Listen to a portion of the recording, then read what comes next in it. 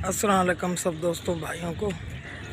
YouTube channel की तरफ से सरदार आशिक खोखर गोट फार्म की तरफ से एक बकरी आपने देखी होगी ग्रुप वालों दोस्तों ने भाई लोडिंग के लिए जा रही है रावलपिंडी शादाबपुर स्टेशन से।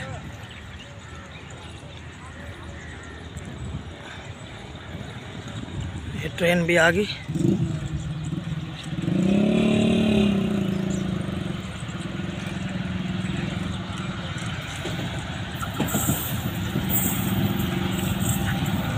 गब्बन बकरी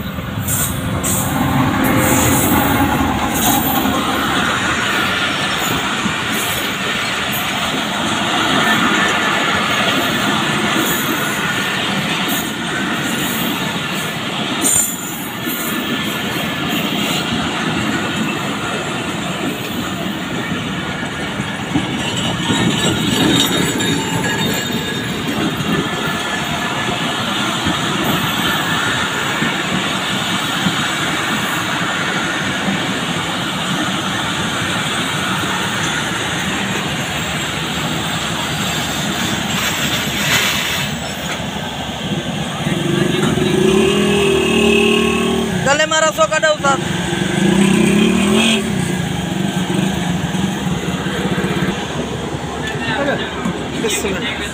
गाखड़ी चिका गाखड़ी गाखड़ी ओ परले जे परे डबे जे परे अला एकड़ो मत दे जने कटा है आज तेरा के जा ना पता चढ़ मत चढ़ हां